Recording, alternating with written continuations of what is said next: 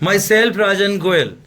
देखिए, मैं आज आपके सामने सीबीएसई क्लास 9 का एक चैप्टर है ऑन किलिंग ए ट्री, जो गिब पटेल ने लिखा है। तो मैं आपको इसके बारे में काफ़ी अच्छे से एक्सप्लेन करके और समरी की तरह से बताऊंगा। और ये चैप्टर आपके पेपर के लिए काफ़ी इंपॉर्टेंट है, तो आप इसको ध्यान से सुनना और अंडरस्टैंड करना, फॉलो करना। और मेरे वेल आइकॉन पे ज़्यादा से ज़्यादा आप पुश करना और प्रेस करना, ताकि मेरा मोटिवेशन बढ़े। हो सकता है कि मैं इससे भी अच्छी ज़्यादा वीडियो तैयार करूं। आप मुझे मोटिवेशन करेंगे तो मैं भी आपको बहुत ज़्यादा मोटिवेशन दूंगा। तो ठीक है, मैं आपको थोड़ा सा इस पोएम के बारे में विस्तार से बताना चाहता हूं, आप ध्यान से सुनिएगा। तो पहले मैं इसकी समरी स्टार्ट कर रहा हूं।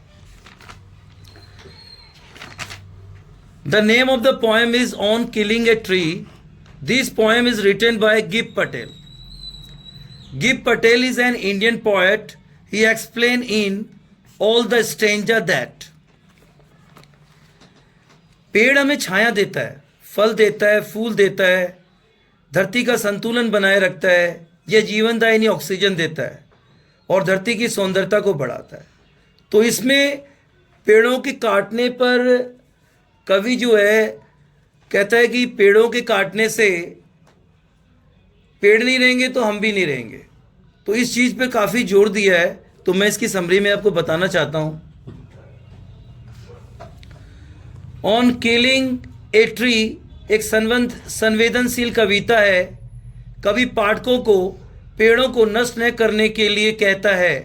उनका कहना है कि एक पौधा मिट्टी से सूरज की रोशनी, पानी, हवा और पोषक तत्व लेकर धीरे धीरे एक विशाल पेड़ बन जाता है।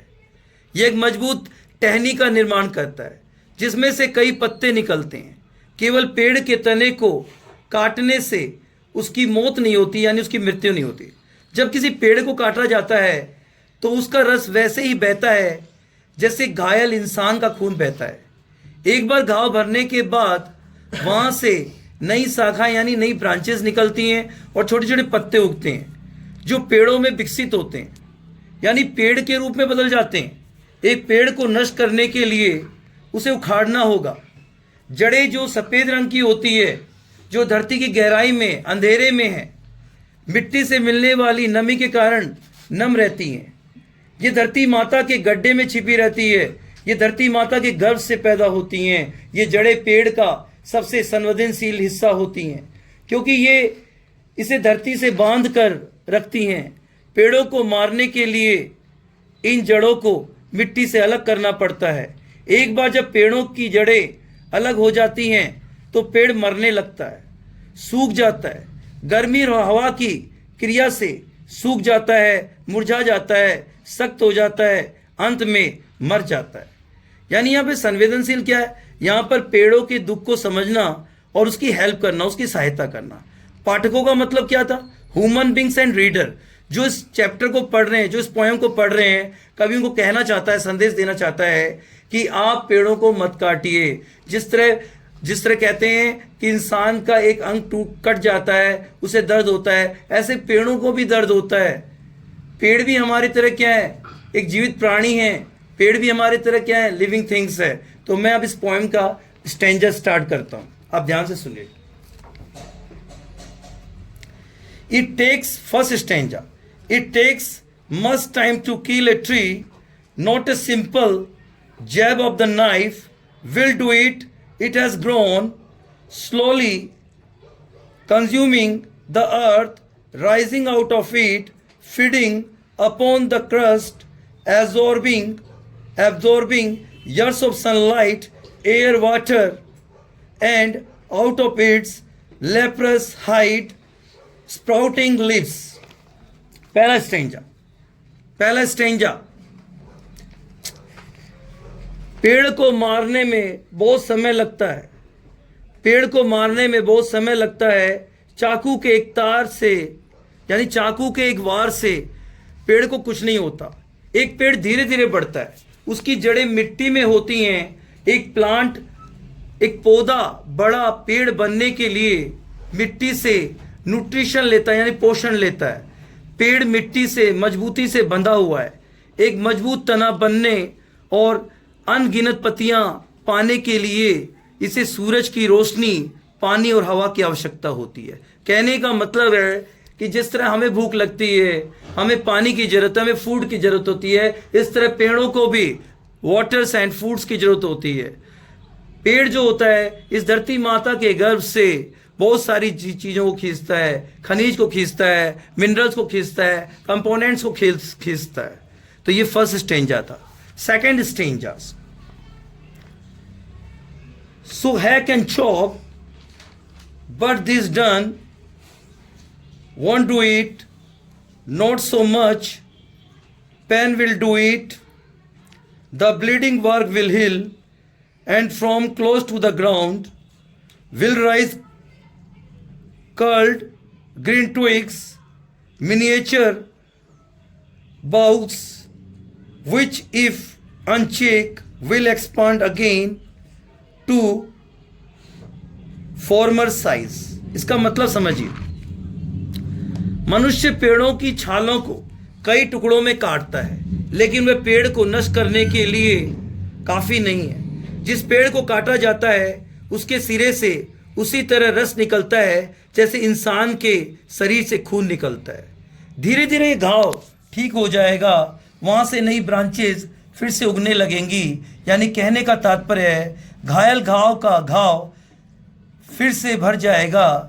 धरती के बिल्कुल नज़दीक से बल खाती हुई हरी कोपलें फूट पड़ेंगी, वे नन्ही शाखाएं। यदि उन्हें न रोका गया तो फिर से पहले आकार की बन जाएंगी, यानी पुराने फॉर्म में वापस आ जाएंगी, यानी एक साइज की बन जाएंगी, यानी फिर से पहले आकार की बन जाएंगी, यानी दोबारा वो पत्तियों के रूप में बदल जाएंगे। तीसरा stanza, know the root is to be pulled out, one of the anchoring earth, it is to be roped tight and pull out, snap out, or pulled out entirely out from the earth cape, and the strength of the tree expose the source, weight and weight, the most sensitive hidden 4 years inside the earth। यहां पर poet क्या कहते हैं, Gibb Patel says कि पेड़ को मारने के लिए उसे उखाड़ना होगा, इसकी तो जड़ें धरती से बाहर निकालनी होगी। यानी पेड़ को यदि पूरी तरह से उखाड़ना है, यदि पेड़ को पूरी तरह से हमें मारना है तो उसे क्या करना पड़ेगा, उखाड़ना पड़ेगा। उसकी जड़ें धरती से बाहर निकालनी पड़ेगी जहां पर वो जमी हुई है, इसे रस्सियों से बांधकर खींचना भी पड़ेगा, और पेड़ को उस धरती से अलग करना पड़ेगा, यानी बिल्कुल संपूर्ण तरह से उसको धरती के गर्भ से उखाड़ना पड़ेगा, जो उसे हेल्प देती है, जो उसे सपोर्ट देती है, जो उसे सहारा देती हैं। पेड़ की जड़ें पेड़ को धरती की गुफा में मिट्टी से बांधे रखती है, यानी पेड़ की जड़ें जो होती हैं पेड़ को धरती के गड्ढे में मिट्टी से बांधे रखती हैं। वहां से पेड़ के सबसे संवेदनशील और छुपे हुए हिस्से यानी जड़ों को अलग करना होगा। और जड़ें क्या होती हैं, सफ़ेद रंग की होती हैं और नम होती है, यानी उनमें हमेशा हल्का पानी रहता है। जड़ें सफ़ेद रंग की और नम होती है। तो ये तीसरे स्टेंजा का था। लास्ट स्टेंजा, एक छोटा सा स्टेंजा लास्ट है। Then the matter of scorching and choking in sun and air, browning, hardening, twisting, withering, and then it is done. यहां पर कवि क्या कहता है कि एक बार पेड़ जब उखड़ जाता है तो धीरे धीरे गर्मी और हवा की क्रिया से सूख जाता है, फिर यानी मुरझा जाता है। तना, यानी कहने का मतलब है कि एक बार पेड़ जब उखड़ जाता है तो धीरे धीरे गर्मी और हवा की क्रिया से सूख जाता है, यानी मुरझा जाता है, और उसके बाद उसका तना भूरा हो जाएगा, कठोर हो जाएगा, यानी सख्त हो जाएगा, फिर इसे टेढ़ा मेढ़ा करके घुमाया जाएगा, बस इसका काम तमाम हो जाएगा और लास्ट में यह अंततः मर जाएगा। तो यहाँ पे गिब पटेल ने ये कहा है कि पेड़ को न काटने पर जोर दिया गया है कि यदि पेड़ नहीं रहेंगे तो संपूर्ण जाति नहीं रहेगी। हमें पेड़ों को बचाना है, धरती का संतुलन बनाए रखना है। और मैंने काफ़ी अच्छा एक्सप्लेन किया है। आप मेरे चैप्टर को ज़्यादा से ज़्यादा पढ़ना और मेरे चैनल्स को आप ज़्यादा से ज़्यादा सब्सक्राइब करिए।